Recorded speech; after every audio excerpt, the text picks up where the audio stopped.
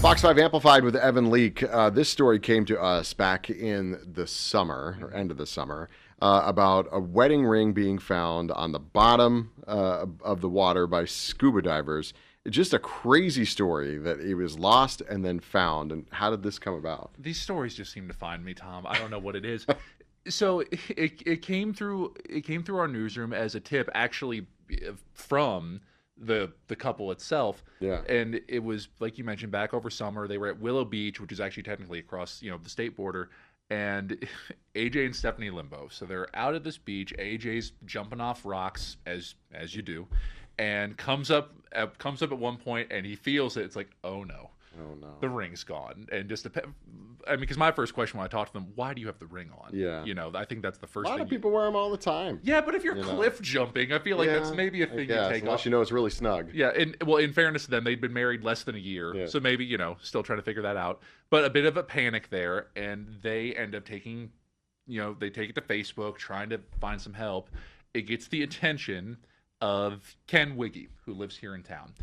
He's a master scuba diver, has done it for years. I wish I find someone that will love me half as much as he loves scuba diving. Yeah. Ken is so passionate about this stuff, and he has led groups out there to go try and find missing items in the water at Willow Beach, and they've found, wallets, phones, all of this stuff, and actually been able to return quite a bit of it. Mm-hmm. So it gets on his radar. They try to go out there, I think 2 or 3 times, and something would always go wrong, of where the boat broke down or there were storms. Mm-hmm. And the more time that passed, Ken kept saying, hey, the more time that passes, the less likely we're probably going to find this, right? Because it's ever-moving water. Sand will probably kick it up. It's literally like a needle in a haystack. Correct. And that's what you would think. But they finally get in the water. I think 3rd time's the charm in this situation.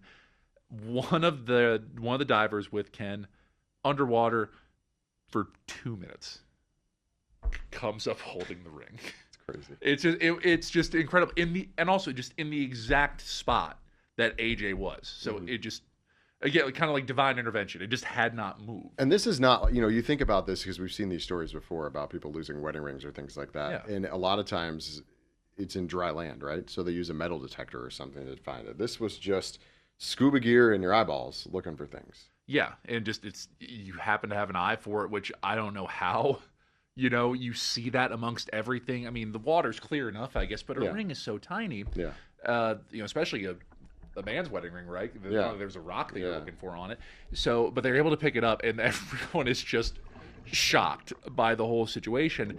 But it led to a cool follow-up with this scuba diving group of where, it's not just happenstance that they're out there looking for lost items. They go out every week, every Saturday in that area of Willow Beach just to clean stuff out of the water, more of like an environmental aspect. So they're doing it to clean up the water and make sure there's not a lot of junk floating around in there. But you kind of mentioned this before. They come across all sorts of different things, from wallets to cell phones. The amount of cell phones you said they pulled out of there, most of them probably don't work anymore, but that they pull out of there.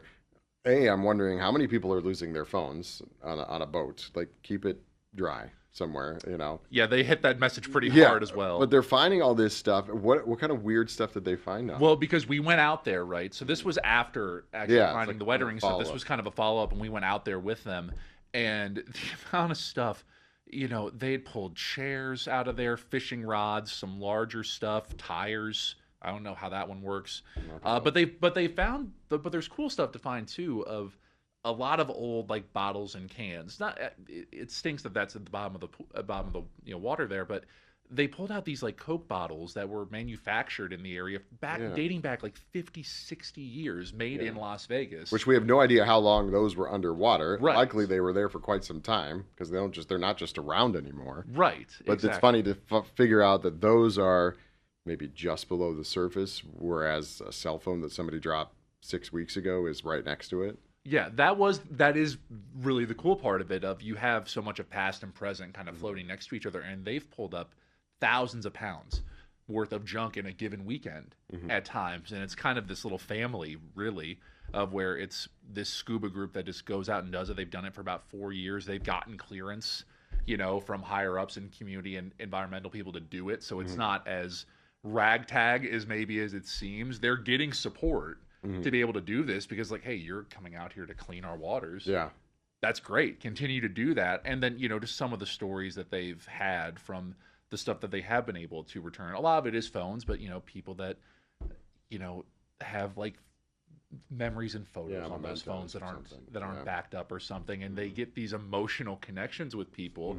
And obviously the wedding ring one is a standout one, right? Because that is so connected, especially for a young couple that was coming up on their 1-year wedding anniversary when it all happened. Yeah, and they were able to get it back. Now, do these folks teach scuba diving to other people, or they just kind of take a club of people that are already doing it? They do. So, like, they will do separate classes, like how you would go through. Like, they have a certain certification that they want you to get through to make sure that you are capable and understanding of being able to scuba dive on your own, right? So it's within a scuba group that does their own classes, but it takes a little bit to, say, okay, you're good to go. Let's bring you out here as well. So it's the general training of it that you'd want to go through just to learn how to scuba dive, to be able to go out with them to do this stuff. Was the Coke bottle the weirdest thing they found that they told you about? I thought it was one of the cooler things. Yeah. Again, the weirdest stuff was just, it was just like the true junk stuff of where it's just, they pulling tires, chairs, like just lawn chairs, folding chairs, full of fishing rods. Fishing rods, I guess you figure that makes sense, right? It's by the water. Yeah. The other stuff, you're just like, that's either people being extremely lazy or poor environmental stewards just throwing stuff in the water. Correct. Or somehow they got washed into the water, which is what you want to hope happened. But even so, that means they were just sitting somewhere where they shouldn't be. No, it was cool because one of the things, and he actually gave me this, Ken did, it was very kind of him. It was like, and I think I showed you, it was like an old pull tab can, easily from the 70s or 80s. I think it was like a Coors pull tab, which as a Midwest kid, I loved that. Yeah. But you could just see in pretty good shape, but you could see where the residue had eaten stuff away. I mean, they were ready to give us as much as they could, just because they have to get rid of it themselves too, right? So it was cool. We're having some artifacts of it, and it all stemmed from someone losing their wedding ring. Because honestly, I don't think we really would have found out about the work that they were doing if we didn't find out about this hunt for the ring. And I feel like it'll lead to stories down the road too, because either A, they're going to find something completely weird and call you about it and say, hey, look what we found down here, an entire car. I don't know. Well, you never know. I mean, look, they've pulled boats out of Lake Mead. Yeah. How deep is it where this was happening? I'm trying to remember off the top of my head. I feel like I remember I asked you at the time, but I can't remember what you said. I would have to go back and check. I don't remember off the top of my head. I mean, fairly deep. Yeah, I feel like we said like 20 feet. I think somewhere around there. That sounds right. And the water's fairly clear, so anything super large, I think you're able to tell, because they actually gave us some of their footage, and we could see them kind of going through the water. It didn't look particularly murky, so I think larger stuff you'd be able to point out, whenever they find a piece of the Titanic or something down there. That would be a story. That really would be. They found a piece of the Titanic. But it was, river. And Ken still reaches out to me to this day, and he's so kind. He's very appreciative of us for kind of highlighting what he does and what his group does. Again, it really is just, it's a community service at the end of the day. All goes back to the wedding ring, though. Everything does. They're still happily married that we know of. Yes, as far as this did not cause any if you got AJ, Steph, if you guys watch this, give us the update on that as well. And they were so sweet to talk to, because we talked to them obviously initially with the story, and it was just it was the perfect like buddy comedy of it, of where AJ's just pumped the rings back, and Stephanie's eyes could not roll further back in her head. Right, of where it's just like, you've got to be kidding me. And it was probably one of those things too where she said to him, you should take that off before we go swimming. Oh, no, it'll be fine. It's exactly what happened. Yeah. So it was one of those things of where they were more than happy to talk about it, and it was just so funny. They were so appreciative of everything that Ken and the group did. Obviously shocked as we were of being able to find the ring so fast, because I'm sure they thought, well, we're gonna be out on the water for a little bit, and it's like, nope, all right, let's go. Well, if you have something lost over there, get in touch with Ken. Yeah, exactly. They'll find it. All right, Evan, thanks for being with us. The story, fox5vegas.com, if you want to look for it and watch the finished product and hear from the married couple and the folks that found the ring.